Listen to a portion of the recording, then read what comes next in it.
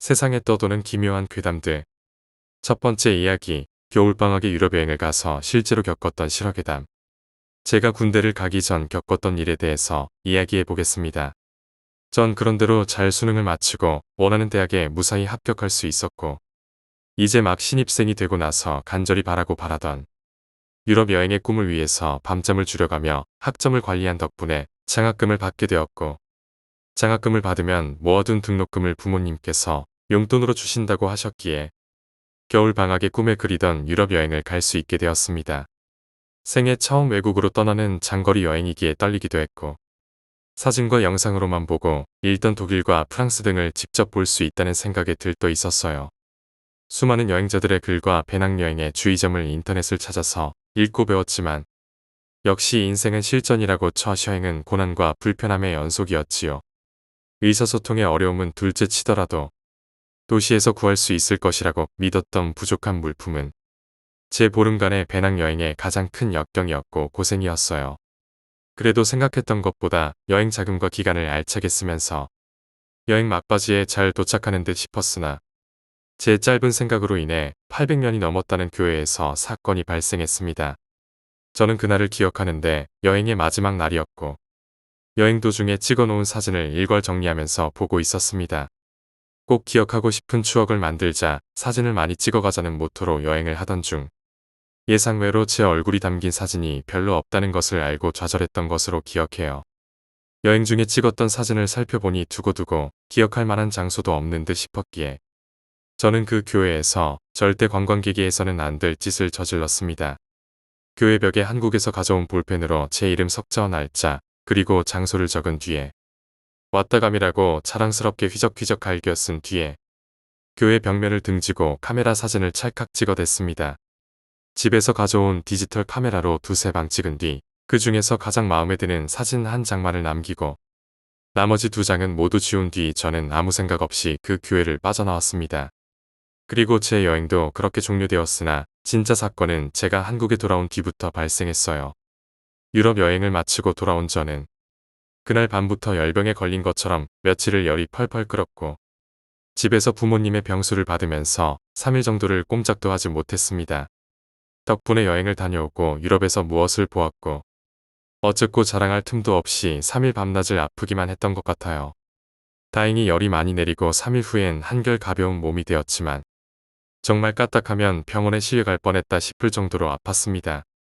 저는 심한 몸살이라 여기고 제 방 침대 위에서 끙끙 앓았고 그렇게 거의 다 나았다라고 생각했지요. 그러나 그렇게 아픈 뒤에도 조금만 움직여도 쉽사리 오한이 들고 참을 수 없이 몸이 떨려오는 등 계속해서 두렵고 이유를 알 수 없는 공포에 몸과 마음을 가눌 수 없는 이상한 상태가 계속되었습니다. 그렇게 몸이 심상찮게 아프던 중 저는 생각하기도 싫을 만큼 끔찍한 가위를 자주 눌렀는데, 가위의 내용은 정말 기괴하다라고 표현할 정도로 낯설었고 우리가 평범하게 알고 있는 그런 내용이 아니었습니다. 꿈에서 저는 침대에 누워있는 것이 아니라 몸이 거대한 목책에 매달려 있었습니다. 발만 묶인 채 거대한 교수대 같은 곳에 거꾸로 매달려 있는 것입니다. 처음에 이 모습을 어디서 보았고 어떤 모습인지 표현하기 힘들었는데, 이제 와서 생각해보면 타로카드의 행맨을 꼭 닮은 모습이었습니다. 그곳에서 제가 보는 장면은 정말 충격적이었는데 지금 생각해봐도 이가 덜덜 떨립니다. 제가 그런 식으로 매달린 모습이 이상하다고 생각되었는지 낯선 사람이 저를 향해 저벅저벅 다가옵니다. 그것이 마침내 제 앞에 섰을 때 그것은 사람의 모습을 하고 있지 않았습니다. 예를 들어 얼굴에 피가 줄줄 흐르면서 기괴한 웃음을 짓고 있는, 말로 형용할 수 없는 영적 존재들이었습니다. 즉, 교수대에 매달린 제게 다가온 것은 하나같이 사람이 아니라 귀신처럼 보였습니다. 그러나 이것이 전부가 아니었습니다. 그 가위를 누르는 동안에는 정말 두려웠습니다. 그 흉측한 몰골의 귀신들이 제게 다가와 왜 이렇게 매달려 있어? 라며 물어서도 아니었고, 저를 보면서 깔깔거리며 미친 듯이 웃어대서도 아니었습니다. 정말 큰 문제는 다음에 있었습니다. 저에게 다가온 그 궁금증과 호기심 가득한 표정의 귀신들은 목이 잘려나갔습니다. 네, 정말 목이 잘려나갔습니다. 저를 향해 목을 길게 빼고서 다가오던 귀신들은 낯선 어떤 거대한 것에 습격을 받고 목이 잘려나가는 것이었습니다. 저도 그 꿈에 대해서 더 이상 설명하기 어렵지만 확실한 것은 목이 잘린 귀신들은 끔찍한 단말말을 내뱉고 제 앞에 고꾸라집니다. 이유도 영문도 알 수 없다는 듯한 그 표정이 또렷하게 제 뇌리에 박히면서 저는 잠에서 깨어납니다. 며칠씩이나 이런 꿈을 꾸면서 저는 신경이 있는 대로 예민해지고 좀처럼 정상적인 생활을 할 수가 없었습니다. 그러면서 갑자기 생각났던 게 전에 어머니를 따라서 수능 시험을 잘 치를 수 있게 심적인 안정이나 얻고자 점집을 찾은 적이 있었는데 그때 저를 본 무당은 채채구가 대장부와 같이 기골이 장대하고 주위에는 저와 함께하는 수호신들이 늘 있으니 잔병치레를 치를 염려도 없고 큰 병이 나도 곧 잘 나을 것이라고 이야기한 적이 떠올랐습니다. 저는 왜 그 말이 갑작스레 뇌리에 꽂혔는지는 모르겠지만 온몸이 부들부들 떨리면서 그 생각이 머리를 맴돌았습니다. 제가 갑작스레 몸이 안 좋아졌기에 그 무당이 사기꾼이라고 생각하고 있었던 것이 아닙니다. 저는 제 몸의 이상이 어쩌면 육체적인 문제가 아닌 영적인 문제가 아닐까라고 직감적으로 생각하고 있었던 것 같습니다. 그리고 제가 그 생각을 떠올린 그날 밤 저는 그 꿈의 실체를 제대로 봤습니다. 저는 그전에도 자주 가위를 눌렀었습니다. 그때마다 저는 솔직히 두렵지 않았고 한 번도 무섭다는 생각을 가져본 적이 없었어요. 마치 주위에 뭔가 절 보호하는 느낌이 늘 들었습니다. 그러나 최근에 그것은 단순한 가위 눌림 따위가 아니었습니다. 전 그날 밤 잠을 자다가 무슨 소리를 듣고 두 눈이 갑자기 번쩍 떠졌습니다. 그리고 제 눈으로 그것을 똑똑히 확인했습니다. 가위를 누르는 경우는 흔치 않지만 저는 제 의지와 다르게 침대에서 몸을 일으켜 제 방의 발코니로 다가가 바깥을 바라보았습니다. 바깥을 보고 싶지 않다는 생각에 휩싸였지만 저절로 바깥을 내려다 보았습니다. 그리고 그것은 좀처럼 꿈처럼 느껴지지 않는 무시무시한 풍경이었습니다. 아파트 단지 내의 주차장이라던가 가로등 같은 풍경이 보였습니다. 그리고 아파트 단지는 옅은 안개에 휩싸여 있었습니다. 그리고 그 안개 속에서 뭔가가 나타났습니다. 그것은 말을 타고 있었습니다. 그것은 정말 낯선 것이었고 아무리 봐도 제가 지금까지 봐왔던 존재들과 너무나 달랐습니다. 가위를 눌러서 몸이 뜻대로 움직이지 않고 생각할 새도 없이 후들거리는 다리를 꿇어 제자리에 털썩 주저앉았고 그것이 벌이는 끔찍한 짓을 지켜만 보았습니다. 그 거대한 것은 단지 내에 보이는 남자, 여자, 아이, 노인 할 것 없이 모조리 목을 잘라버리고 있었습니다. 쫓기던 한 여자는 발코니에 있는 저와 눈이 마주치고는 잔뜩 겁에 질린 모습으로 제게 살려달라고 외쳤지만 제가 할 수 있는 일은 아무것도 없었고 저는 그 여자가 산 사람이 아니라는 것을 한눈에 보고 알 수 있었습니다. 두 동공이 하얗고 얼굴이 파란빛을 띤 것이 사람의 형상이 아니었습니다. 그 여자 귀신의 생김새는 아직도 눈앞에 그려지듯이 생생한데 겁에 질려 쫓기는 모습은 평범한 사람처럼 온몸을 휙휙 저으며 도망치고 있었습니다. 안 그래도 아무런 생각도 떠오르지 않는데 저를 보며 살려달라 애원하던 그 여자 귀신의 머리가 잘려 바닥을 굴러다니는 모습을 보고는 더더욱 머리가 하얗게 질리고 말았습니다. 그리고 다음 순간 그 말을 탄 낯선 것이 지금까지 다른 귀신들 목을 베어대던 커다란 검을 들어 발코니에 주저앉아 있는 저를 향해 가리켰습니다. 그 멀리 있는데도 저는 제 목에 그 차가운 검날이 닿고 있다고 느껴졌고 제 목이 잘려나갈 것 같은 다음 순간 정말 기적처럼 눈이 딱 떠졌습니다. 저는 순간 이게 진짜 꿈인지 혹은 제가 봤던 영화가 꿈속에서 재현된 건가 싶었지만 잠에서 깬 순간 몸이 진짜 사시나무 떨듯이 떨려오고 온몸에 열이 빼앗긴 듯 차갑게 식어 바들바들 거렸으므로 범상치 않은 일이었습니다. 곧 제게 일어날 현실이라는 것을 직시할 수 있었습니다. 그리고 저는 그 악몽에서 깬 새벽부터 부모님 방으로 도망가서 제가 겪었던 일, 그리고 그 꿈의 내용까지 싹 다 내뱉으며 이건 범상치 않은 일이고 제게 무슨 일이 생기려 한다고 미친 사람처럼 중얼거렸습니다. 진짜 그때는 살고 싶어서 잘못하면 죽을 것 같았기에 부모님께 빌듯이 사정사정하면서 떠들어댔습니다. 다행히도 부모님 또한 이게 범상치 않음을 생각하신 듯 저를 전에 찾아갔던 점집으로 데려갔습니다. 사실 귀신이나 영적인 존재에 대해서 그다지 믿고 있지 않은 편이었는데 저는 그날 겪은 일을 기점으로 무당과 귀신을 믿게 되었습니다. 점집에 택시를 타고 앞으로 가자마자 숨이 안 쉬어질 정도로 공포와 혼이 빠져나가는 듯한 추위를 느꼈고 점집 앞에 선 순간 저는 정말 귓속이 찢어질 듯이 커다란 비명 소리를 들었습니다. 문제는 그 소리가 제 귀에만 들렸어요. 사지가 바들바들 떨려오는 공포에 저는 옆에 계신 어머니께 비명 소리를 듣지 못했냐고 물었지만 어머니는 두 눈만 휘둥그레 뜨시곤 절레절레 고개를 흔드셨습니다. 게다가 더 놀라운 것은 제가 그 점집에 들어서자마자 그곳에서 손님을 받고 있어야 할 무당이 호들갑을 떨면서 제게 뛰어온 것입니다. 그러면서 사시나무 떨듯이 떨고 있는 제 두 손을 꼭 붙잡더니 어디서 괴물을 데려왔어? 도대체 어디서 무얼 했길래 저 엄청난 서양 귀신을 데려온 거야? 라고 호통을 치듯이 제게 고함을 질렀습니다. 전 순간 두려움과 알 수 없는 죄송스러움에 두 눈에서 눈물이 하염없이 흐르는 것을 느꼈는데 도저히 눈물이 멈추지 않았습니다.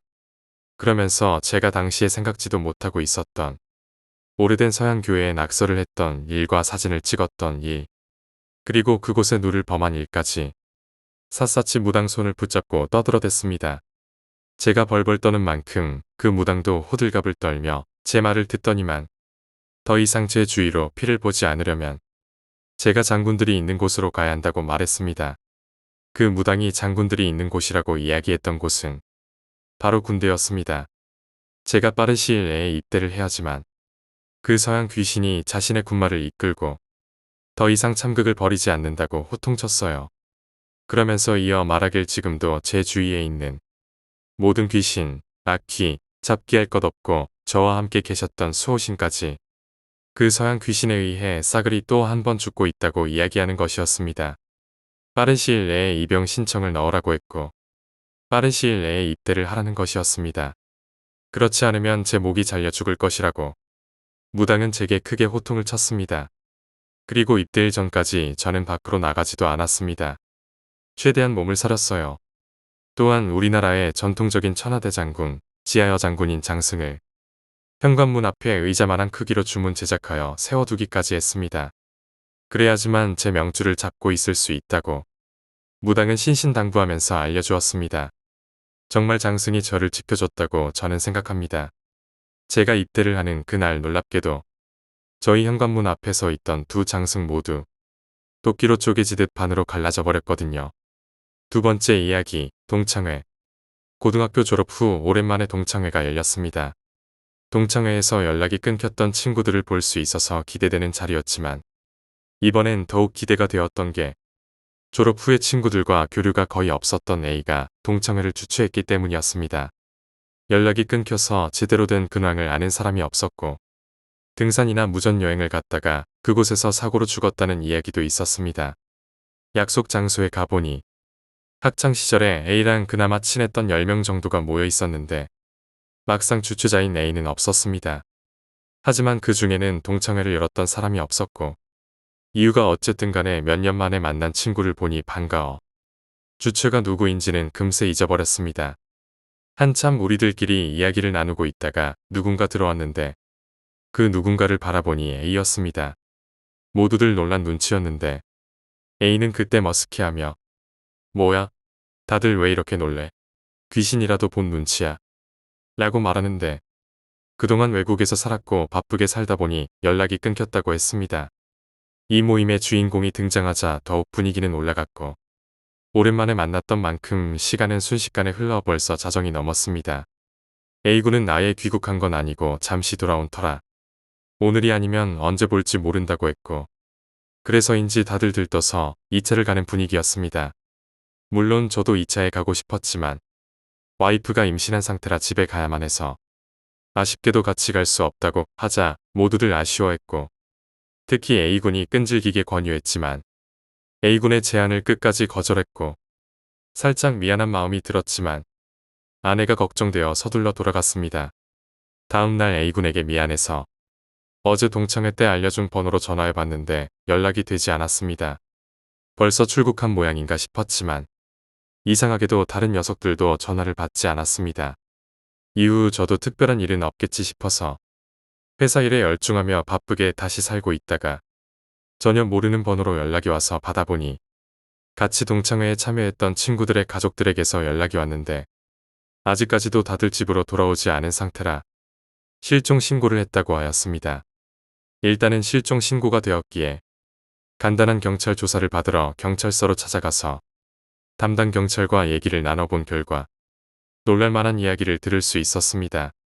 외국에서 살았다는 A군은 실제로 그동안 단 한 번도 외국으로 나갔다는 기록이 전혀 없었고 계속해서 국내에서 살았으며 현재 A군 역시 소재 파악을 전혀 할 수 없었다는 것입니다.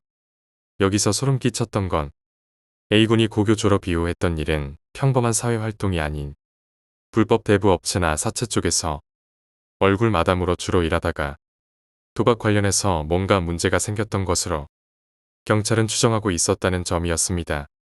유일하게 집으로 귀환한 사람이 저 혼자였기 때문에 약간의 의심을 받았지만 알리바이가 확실하고 몇 차례 조사 결과 별다른 의심점이 없었기 때문에 더 이상 경찰로부터도 연락이 오지는 않았습니다. 그로부터 몇 년이 지났을까? 그때 사라진 A군이나 다른 친구들은 현재도 돌아오지 않고 있습니다. 세 번째 이야기, 일본의 납치괴담. MC는 신주쿠에서 지하철로 1시간 정도 걸리는 곳에 살고 있습니다. 그날은 토요일이었지만 밀린 업무를 끝내기 위해 출근했던 터였습니다. 마침내 기나긴 프로젝트를 전부에 치웠기에 기념으로 동료들과 밤늦도록 술을 마시고 돌아오는 길이었습니다. MC 회사 근처 역 앞에는 평소에도 택시가 잘 다니지 않았기에 밤이 늦으면 택시를 잡으려고 기다리는 사람들이 길게 줄을 서곤 했습니다. 평소에는 버스를 타고 집에 가지만 최근 일주일 새에는 야근 때문에 어쩔 수 없이 매일 택시를 타고 있었습니다.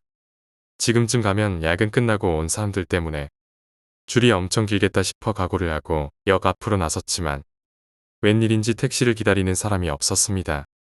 그저 중년 여성 한 명이 서 있을 뿐이었습니다. 아, 그렇구나. 오늘은 토요일이었지. 다행이라 여기며 택시 승강장으로 향하는데 뒤에서 계단을 달려 내려오는 발소리가 들렸습니다. 그러더니 어떤 셀러리맨이 뛰어와 MC를 추월해서 중년 여자의 뒤로 끼어들었습니다.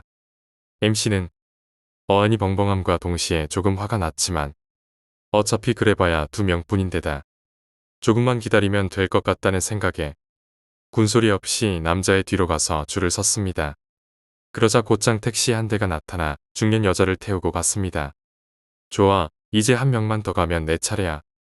첫 택시가 가고 15분쯤 지났을 무렵 뒤에서 역계단에 셔터가 큰 소리를 내며 닫혔습니다.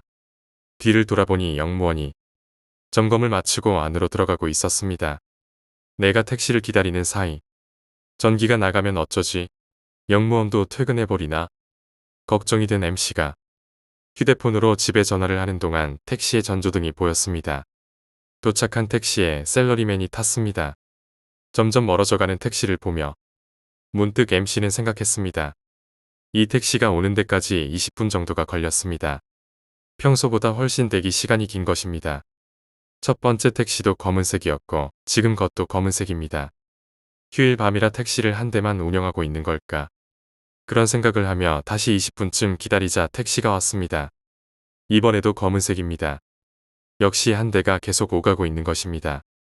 MC는 택시에 올라타고 행선지를 말했습니다. A마을까지 가주세요. K중공업에서 내려주시면 돼요. K중공업은 MC 집 근처에 있는 유명한 기업의 하치장이었습니다. MC의 집은 작은 용수로 건너의 시골길에 있어서 차가 들어갈 수 없었습니다. 늦은 시간인데 고생이 많으시구만. 뭐 야근이라도 하셨소? 택시기사가 말을 걸어왔지만 MC는 너무 피곤해서네 하고 대충 대답만 했습니다. 어느덧 하치장이 가까워져서 지갑에서 돈을 꺼내려는데 다시 기사가 말을 건넵니다. 손님, 혹시 여기서 일하시나? 쓸데없이 참견이다. 무슨 말이 하고 싶은 걸까? 아니요, 아닌데요. 짜증 섞인 목소리로 답하자 어째서인지 택시는 하치장을 지나쳐 갔습니다. 깜짝 놀란 MC가 여기서 내려주세요. 라고 말했지만 기사는 대답이 없었습니다. 아저씨, 여기서 내려달라고요. 화도 나고 무섭기도 해서 MC가 소리를 치자 택시기사는 손님 화요일에도 이 택시 타지 않았소? 라고 물었습니다. 그 와중에도 택시는 계속 달려가고 있었습니다. 확실히 이번 주는 계속 야근을 한 탓에 매일 밤마다 택시를 탔습니다. 하지만 그게 뭐 어떻다는 거지. 도대체 영문을 알 수 없어서 MC는 뭐라 대답도 할 수 없었습니다. 그렇게 몇 분 정도 지났을까. 도로변에 편의점 간판이 보이자 택시는 그곳 주차장으로 들어섰습니다. 택시를 멈춘 뒤 운전기사는 뒤를 돌아보며 말했습니다. 미안합니다 손님 그렇지만 그게 다 이유가 있으니까 그런 거요. 운전기사는 명함을 꺼내 MC에게 건넸습니다. 여기 우리 회사 번호가 있으니까 혹시 불만이 있으면 전화해서 말해도 상관없소. 그리고는 사정을 설명하기 시작했습니다.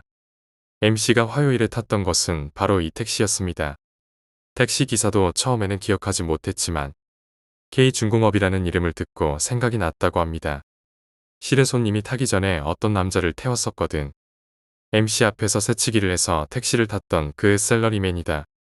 그 남자도 K중공업에서 내리지 뭐람. 택시 안에서 남자는 계속 전화를 하고 있었다고 합니다. 조금 있으면 도착할 거야. 라던지 20분 정도 기다려야 돼 라고 이야기하고 있었다는 것입니다. 그러고 보니 택시기사가 난데없이 야근이 어떻다느니 K중공업이 어떻다느니 했던 것이 생각났지만 그렇다고 해서 왜 여기까지 온 것인지는 알 수가 없습니다. MC가 그것을 묻자 택시기사는 이렇게 대답했습니다. 손님은 K중공업에 다니는 분도 아닌 것 같고 화요일에도 이 택시를 탔었잖수. 뭐 나도 처음에는 그냥 그 남자가 이상한 손님이려니 했지. 하지만 K중공업은 불이 다 꺼져 있어서 인기척은 전혀 보이지 않았다는 것입니다. 그 모습의 남자가 적어도 여기 사원은 아닐 것이라는데 생각이 미쳤다고 합니다. 그런데 문득 차를 돌려 역으로 돌아가려는데 반대편 차선에 승합차 한 대가 멈춰 있는 것이 눈에 들어왔습니다. 4명 정도 타고 있었던 것 같아요. 그런데 그 사람들이 라이트를 비치니까 모두 고개를 푹 숙여서 숨다라는 말이지. 이상하잖아. 게다가 그 차 운전석에 있던 건 틀림없이 아까 내 차에서 내린 그 남자였다니까. 그걸 보니까 나도 등골이 다 오싹해지더라고. 순간 MC는 아까 택시를 기다리며 어머니에게 했던 전화 내용이 떠올라서 온몸에 소름이 끼쳤습니다. 지금 여기야. 택시 타려고. K중공업에서 내리면 되지 뭐. 4번째 이야기, 필리핀 괴담. 필리핀 사람인 교수님께 들은 괴담입니다. 교수님 친구분 A는 여의사로 수학과에서 5년차 근무를 하셨습니다. 암으로 투병하던 7살짜리 남자 환자가 사망하여 우울한 기분으로 귀가하고 있었다고 합니다. 그런데 집 주변으로 가면 갈수록 뭔가 싸늘한 느낌이 등 뒤에서 계속 느껴졌다고 합니다. 자신이 한 발짝을 걸으면 연달아 들리는 발자국 소리. 마치 자신을 뒤쫓는 것 같았습니다. 치안이라고 생각한 A는 자신의 아파트 1층 복도까지 뛰어서 들어갔습니다. A는 엘리베이터가 1층에 있기만을 기도하면서 엘리베이터로 향했지만 1층에서 엘리베이터의 문이 닫히고 있던 것을 본 A는 숨이 턱 막히는 기분을 느꼈습니다. 하지만 운이 좋게도 먼저 탄 사람이 있었는지 엘리베이터의 문은 다시 열렸습니다. 그리고 엘리베이터에 타고 나서 다시 문이 닫힐 때쯤 그제서야 자신의 뒤를 따라온 것이 무엇이었는지 알 수 있었습니다. 자신이 사망 선고를 내렸던 암으로 투병하던 남자아이가 자신을 쫓아오고 있었던 것이었습니다. A는 비명을 지르면서 엘리베이터 닫힘 버튼을 눌러대었고 엘리베이터는 문이 닫힌 채로 움직이기 시작했습니다. A는 그제야 숨을 돌리면서 벽에 기대며 주저앉았고 엘리베이터 문을 열어주었던 사람이 어린 여자아이라는 것을 깨닫게 되었습니다. 여자아이는 A에게 물었습니다. 왜 그렇게 무서워하세요? A는 답했습니다. 방금 전에 날 쫓아오던 남자애는 오늘 죽은 아이였어. 여자아이는 그렇구나 하며 무덤덤하게 고개를 끄덕였지만 A는 그 여자아이에게서 뭔가 이상함을 느꼈습니다. 여자아이는 자신의 손목을 보여주면서 말했습니다. 선생님, 그런데 왜 나는 안 무서워해요? 여자애는 손목에 있는 분홍색 식별띠를 보여주면서 말했고 그 이후로는 A의 기억이 없다고 합니다. 여자아이가 보여준 분홍색 식별띠는 죽은 사람에게 기우는 것이었다고 합니다. A는 기절한 상태로 엘리베이터 안에서 경비에게 발견되었고 CCTV 감식 결과 A는 아무것도 없는 상태에서 패닉에 빠진 채로 허둥대다가 소리를 지르면서 혼절했다고 합니다. 의료인의 죄책감이라고 해야 할지 아니면 의사를 원망한 아이들이 찾아온 것일까요? 5번째 이야기, 장산범. 작년 여름에 있었던 일입니다. 무료하게 방학을 보내고 있었던 나는 피부병 치료라는 명목으로 시골 할머니 댁에 보내졌습니다. 이곳은 정말 작은 마을이었습니다. 할머니 댁에서 가장 가까운 이웃도 200m는 떨어져 있었습니다. 다른 집들도 마찬가지였습니다. 마을 내의 집들은 모두 띄엄띄엄 지어져 있는 것이 옹기종기 모여 사는 시골의 이미지와는 대조되어 보였습니다. 그런 나의 마음을 읽었는지 할머니가 다가왔습니다. 해줄 얘기가 있으시다는 것이었습니다. 할머니는 장산범에 대한 얘기를 해주셨습니다. 이 마을에는 장산범이 사는데 사람들이 뭉쳐있는 걸 싫어한단다. 그래서 회관에도 잘 안 가신다고 하셨습니다. 처음엔 허무맹랑한 소리로 들렸습니다. 오래된 시골엔 유치한 전설이 하나씩 있지 않나? 그러나 나의 두 손을 꼭 잡고 말씀하시는 할머니의 태도에서 거짓이라곤 찾아볼 수 없었습니다. 잠시 후에 할머니는 장산범의 모습을 묘사해 주셨습니다. 비단같이 곱고 흰 털로 온몸을 감싸고 있는데 그것이 사람 흉내를 내고 다닌다고 합니다. 때마침 마을을 둘러싸고 있는 첩첩산중이 시야에 들어왔습니다. 거기서 느껴지는 경외감은 전설의 진실성을 보증해 주는 것 같았습니다. 며칠간은 지루함을 달래기 위해 휴대폰 게임을 했습니다. 인터넷도 없어서 할 수 있는 것이라곤 그것뿐이었습니다. 그것마저 질려버리면 복순이와 놀곤 했습니다. 할머니는 개를 키우셨습니다. 복순이라는 푸근한 이름을 갖고 있지만 사실 덩치가 산만한 진돗개입니다. 말을 척척 알아듣는 게 똘똘한 녀석인 듯합니다. 그런데 복순이는 잘 놀다가도 가끔씩 아무도 없는 인삼밭을 바라보며 지저댔습니다. 인삼밭은 상당한 규모였는데 그 밭을 따라 도로가 길게 뻗어 있었습니다. 나는 최근에 바른 도로라서 냄새가 나는 것일 거라고 생각했습니다. 땡볕이 쬐는 날이었습니다. 도저히 무언가를 할 힘이 생기지 않았습니다. 나는 잠시 눈을 붙일 요령으로 마루에 누웠습니다. 마루는 그늘져 있어서 그나마 시원했습니다. 쿵하고 마루에서 굴러떨어지는 바람에 눈을 떴습니다. 잠시 눈을 붙인다는 것이 벌써 해가 저물어 있었습니다. 다행히도 낙하의 충격은 적었습니다. 마루에서는 바로 계집을 볼 수 있는 구조였습니다. 시야가 어둠에 적응되는 것을 기다리며 어둠 속을 면밀히 관찰했습니다. 나는 자기 집 안에서 웅크리고 있는 복순이를 볼 수 있었습니다. 더 자세히 보니 복순이는 떨고 있었습니다. 복순아 왜 그래? 평소 같았으면 신나서 달려들었을 녀석입니다.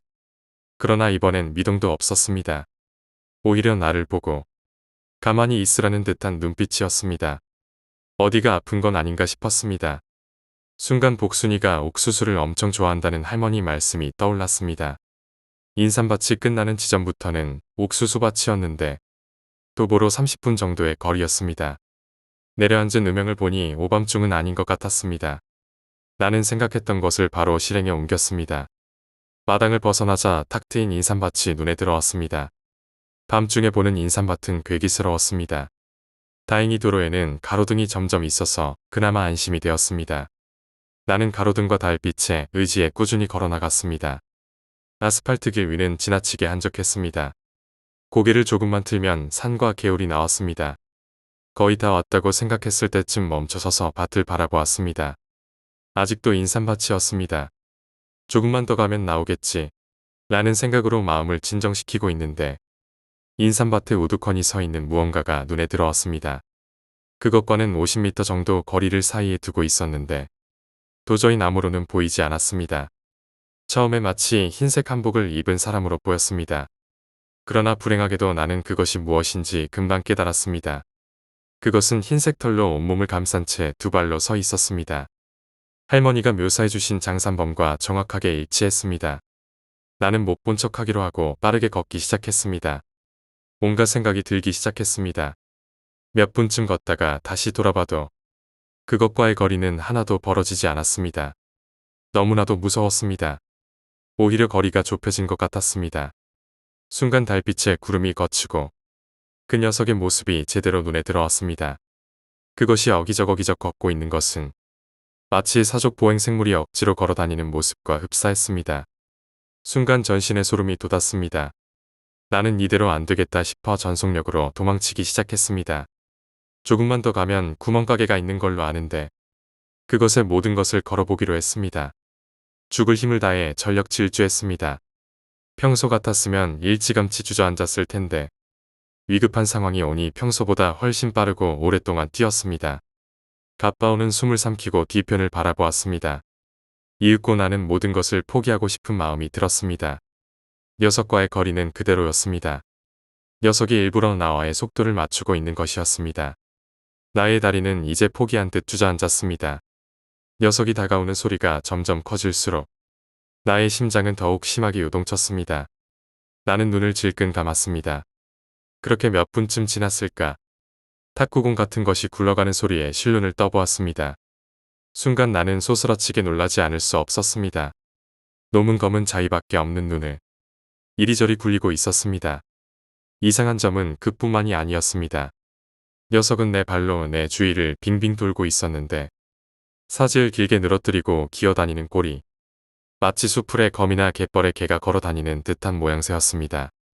가끔 너무나도 힘들 때면 죽고 싶다는 생각이 들긴 했지만 실제로 이런 상황이 닥치니 미치도록 살고 싶어졌습니다. 누구라도 좋으니 1초가 1년 같은 이곳에서 나를 좀 빼내줬으면 좋겠습니다. 극도의 공포감에 점점 정신이 혼미해졌습니다. 학생, 이리로 빠져나와. 누군가의 외침을 마지막으로 나는 정신을 잃었습니다. 학생 일어나. 여기서 자면 귀신이 잡아가. 나는 귀신이라는 말에 벌떡 일어났습니다. 동시에 백광의 빛이 나를 매섭게 덮쳐왔습니다. 나는 방어 자세를 하고 있는 채로 눈을 질끈 감았습니다. 그런데 왠지 무언가가 이상하게 느껴졌습니다.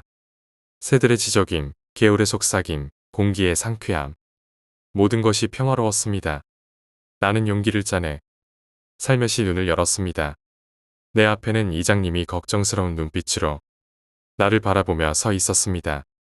뜨겁게 내리쬐는 태양을 보니 대낮인 것 같습니다. 어지간히도 오랫동안 정신을 잃었나 보다. 이장님의 한 손에는 곡괭이가 들려져 있었습니다. 아마도 밭일을 하시다 도로에 쓰러져 있는 나를 발견하신 것 같습니다. 이장님의 인자한 얼굴을 보니 왈칵하고 눈물이 쏟아지려는 것을 가까스로 참았습니다.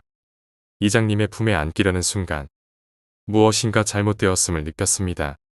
이장님이 들고 있는 곡괭이엔 피가 묻어 있었고 응고된 피에는 하얀 털 몇 가닥이 엉겨붙어 있었습니다. 갑자기 탁구공이 굴러가는 듯한 소리가 귓등을 가격했습니다. 대룩대룩하는 소름 끼치는 이 소리는 내 몸의 모든 세포가 기억합니다. 다시 이장님의 얼굴을 보니 심하게 뒤틀려 있었습니다. 강한 힘에 의해서 안면 전체가 강제로 떼어내진 듯 보였습니다. 내 다리는 무의식적으로 뒷걸음질 쳤습니다. 잠시 후에 나는 내 귀를 의심할 수밖에 없었습니다. 이장님이 내게 어기적어기적 다가오며 입으로는 냇물 소리를 흉내내고 있었습니다. 6번째 이야기, 죽은 사람의 물건. 사촌 오빠가 학교 건물에서 겪은 일입니다. 2012년 당시 건물 4층에 밴드 동아리 방이 있었습니다. 오래된 건물이라 비좁은 동아리 방이지만 비교적 잘 꾸며놓아서 동아리 활동에는 큰 불편함이 없었습니다. 어느 날 남자 동아리 부원 2명이 밤새도록 술을 마시고 만취 상태로 동아리 방에서 자고 있었습니다.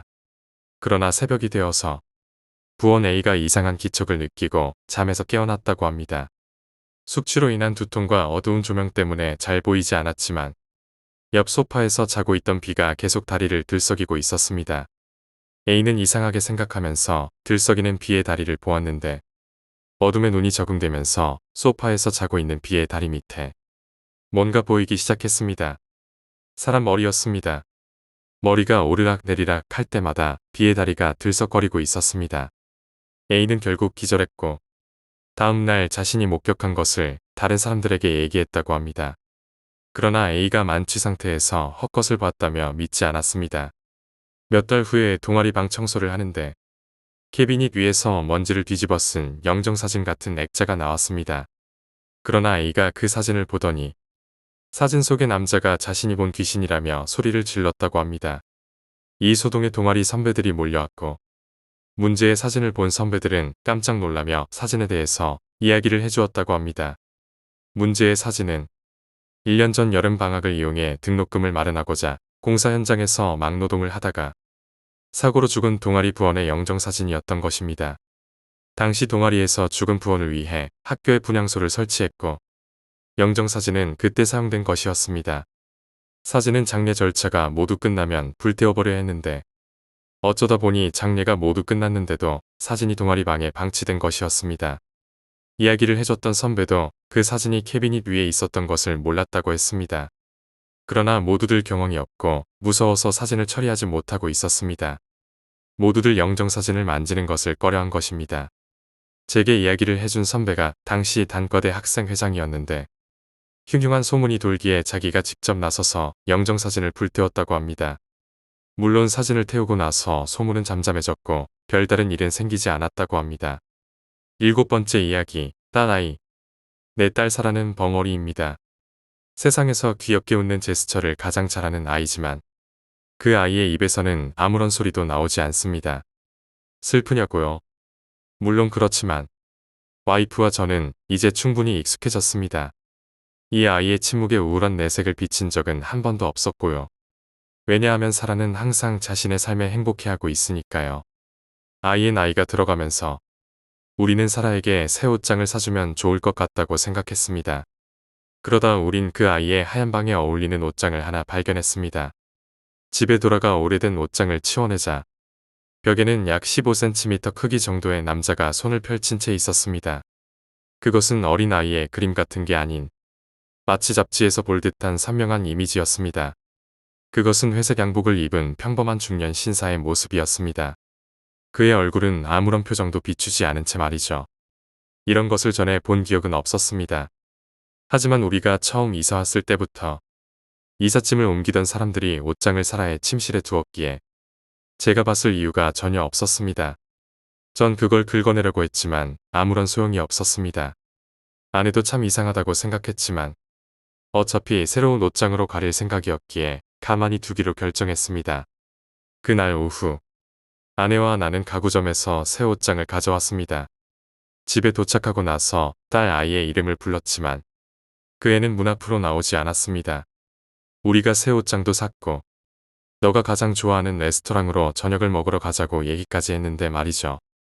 내가 새 옷장을 술에 싣고 끄는 동안 아내는 그 아이를 다시 불렀습니다. 그때 아내는 비명을 질렀고 재빨리 자리에서 일어나 아내의 비명이 들려오는 딸아이의 방으로 달려갔습니다.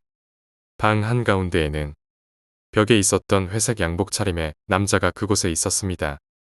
지금은 그 남자가 행복한 표정을 지은 채 등과 목을 스트레칭하고 있었지만 말입니다. 아내는 손으로 입을 감은 채 잔뜩 벌린 눈으로 벽을 바라보았습니다. 그 남자가 있었던 자리에 똑같이 벽 위에는 손을 펼치고 있는 사라의 이미지가 선명하게 있었습니다. 그럴 수밖에 없었습니다. 그 남자가 말했습니다. 정말 죄송합니다. 이전 이곳에 갇힌 사람과 바뀐 이후로 전 계속 이곳에 줄곧 갇혀 있어야만 했습니다. 우린 주먹을 꽉 쥔 채로 그를 바라보았습니다. 전 어떻게 대답을 해야 할지 몰랐습니다. 여러분이 해야 할 일이라곤 그저 저 아이가 대화할 누군가를 찾아서 그들에게 내 손을 잡아 날 자유롭게 만들어줄래? 라고 말하는 것뿐입니다. 보세요. 저도 똑같이 속았을 뿐입니다.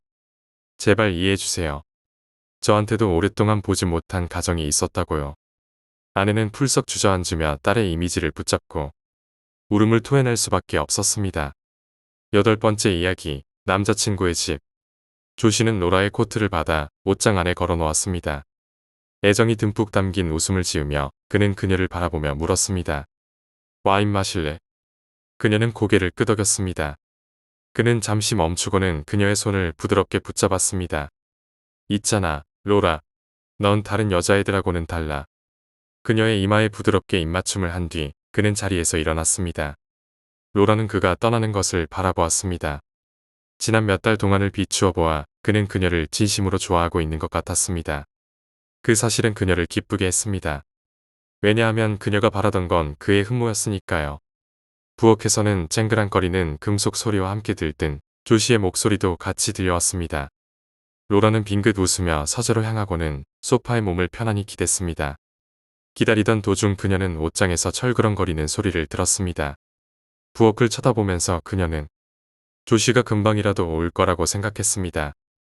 하지만 그는 오지 않았습니다. 철그렁거리는 소리는 계속 들려왔습니다. 로라는 방을 훑어보고는 머뭇거리며 옷장 문 앞으로 다가갔습니다. 손잡이는 오래되어 힘을 꽉 쥐어야만 돌아갔지만 어떻게든 열 수는 있었습니다. 옷장 문을 열자 퀴퀴한 냄새가 그녀를 맞이했습니다. 그리고 틀림없는 미풍이 옷장 속 코트와 작은 장식품들 뒤편에서 불어오고 있었습니다. 그녀가 코트를 옆으로 치워내자 그 뒤에는 계단이 있었습니다. 그녀는 놀라움에 입을 다물지 못했습니다. 철그렁거리는 소리는 계속 들려왔습니다. 더더욱 크게 로라는 조심스레 뒤를 바라보았습니다. 조시는 여전히 부엌에 있다는 것을 확인했습니다. 벽에 전등 스위치가 있다는 걸 눈치챘습니다. 그녀는 스위치를 올리고 계단을 내려갔습니다. 로라는 공포를 직면했습니다.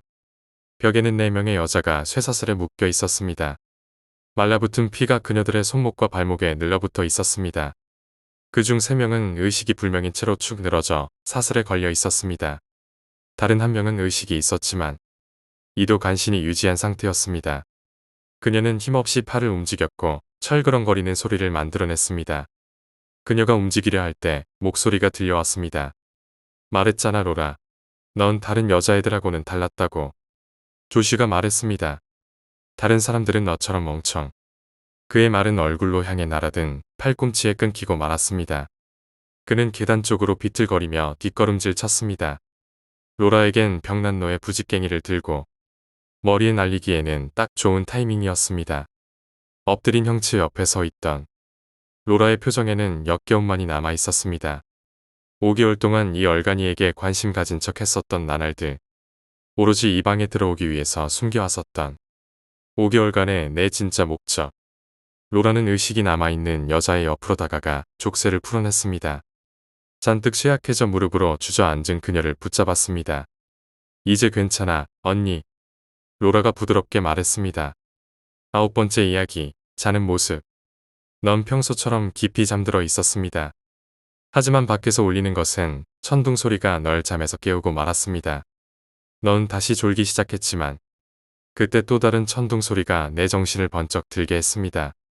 이런 일이 밤 내내 반복되었고 결국 너는 자리에 누워 방 밖에 펼쳐진 직사각형 모양의 그림자를 바라보았습니다. 너의 시선은 형체도 알 수 없는 물체들을 향해 따라 움직이다가 방 건너편에 놓인 거울에 시선이 멈췄습니다. 그때 번개가 쳤고 거울이 잠시 반짝였습니다. 그 짧은 순간 거울 속에 수십 명의 얼굴의 실루엣이 드러났습니다. 새까만 눈에 입을 벌린 모습. 그들은 널 바라보고 있었습니다. 그들의 시선은 너의 얼굴에 고정되어 있었습니다. 그러고는 사라져버렸습니다. 너가 뭘 봤는지 확신할 수 있어? 넌 불안해하며 밤 내내 잠에 들지 못했습니다. 다음 날 아침, 넌 벽에서 거울을 치우고 쓰레기통에 집어 던졌습니다. 너가 본 게 진짜였든 아니면 가짜였든지는 아무 상관 없었습니다. 넌 그저 거울을 눈앞에서 치우고 싶었습니다. 사실 넌 집안에 있는 모든 거울을 다 갖다 버렸습니다. 몇 달이 지나고 그날 밤에 일어났던 일은 희미한 기억의 저편으로 사라졌습니다. 넌 친구네 집에서 하루를 보내다 화장실을 사용해야 했습니다.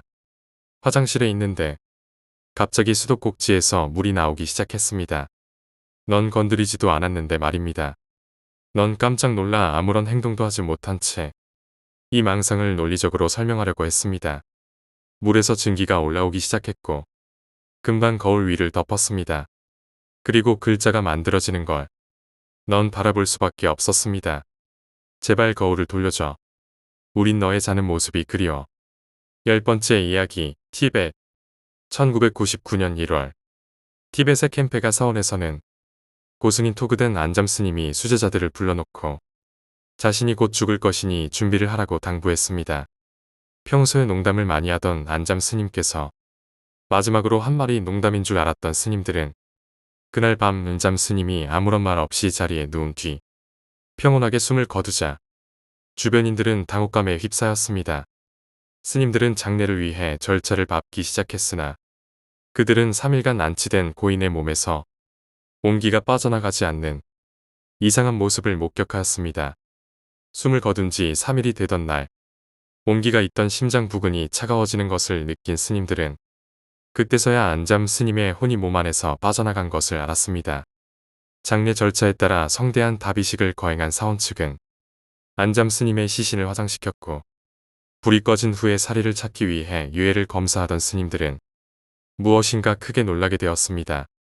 수천여 개의 작은 사리들 주위에는 안잠 스님의 눈알과 혀와 심장이 살아있는 듯이 온기를 간직한 채 잿더미 속에 묻혀 있었고, 유해에서 채취한 사리가 티베트 불교의 색상들로 구성되어 있는 모습을 보았습니다. 스님들은 20여 년 전 티벳의 고승이 타계한 뒤 화장했을 때 발생한 사건이 또다시 일어난 것을 목격하고 놀라움을 금치 못하였습니다. 소식을 듣고 현장을 찾아온 세계 불교협회 관계자들은 작은 유리관 상자에 보관된 안잠 스님의 멀쩡한 유해와 사리들을 구경할 수 있었으며, 관계자들 중 몸에 두통과 디스크 등 지병이 있던 사람들은 안잠 스님의 유해를 직접 눈으로 본 뒤 지병이 씻은 듯이 없어졌습니다. 크게 논란이 되었습니다. 그 후 20여 년 전 먼저 타계한 고승의 눈알, 혓바닥, 그리고 심장과 함께 모셔진 안잠 스님의 유해는 많은 사람들을 의아하게 만들었습니다. 티벳을 직접 찾아가 답이식을 거행한 스님들을 인터뷰해 본 기자들은 그들이 유해를 촬영하기 원하자 이를 극구 거부하였으며, 몰래카메라로 문제의 유해를 촬영했던 기자들은 홍콩으로 돌아온 뒤 사진을 현상하였지만 촬영했던 사진기 속 필름들의 내용물이 새하얀 공백으로 바뀌는 등 기현상을 겪었다고 합니다. 오늘 이야기는 여기까지입니다. 답이식은 불교에서 중이 사망하면 거행하는 불교적 화장의식입니다. 넓은 의미에서 화장의 범주에 들기는 하지만 오늘날 말하는 화장은 일반적으로 고온의 화로에 넣고 완전히 태워버리는데, 불교의 답이는 일부를 제외하고 현대적 도구를 쓰지 않기 때문에 다릅니다. 현대 한국 불교계에서 행하는 답이식은 대표적으로 해인사, 서남사, 범어사, 백양사, 수덕사, 봉선사 등에서 하는 6가지 방식이 있습니다.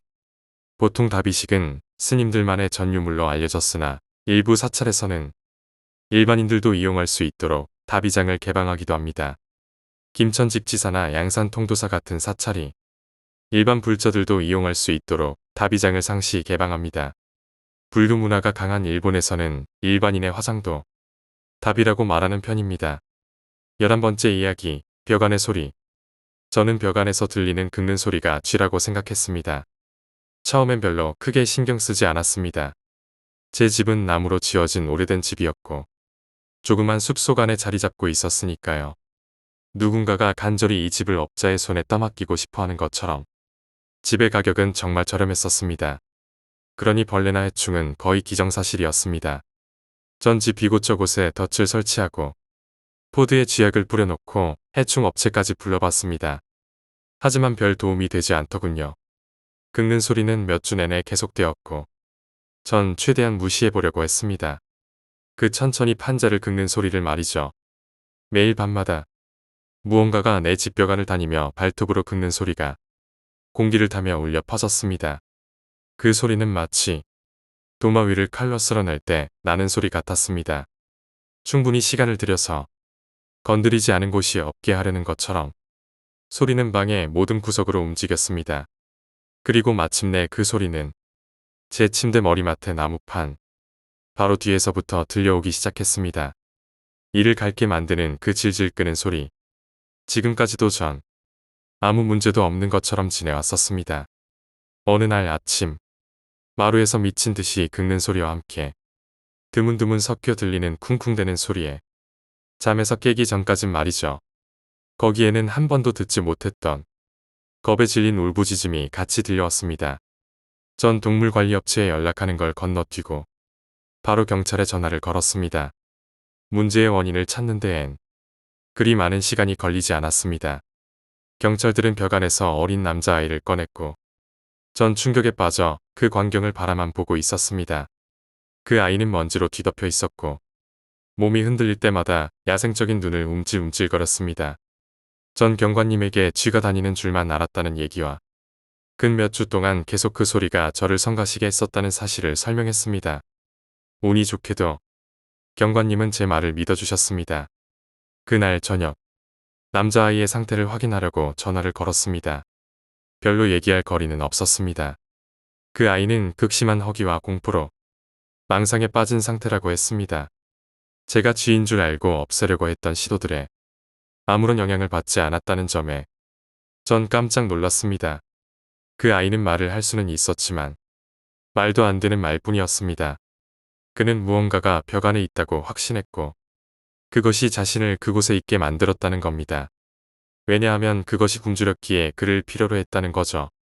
모두들 그가 환각을 보고 있다고 생각했습니다.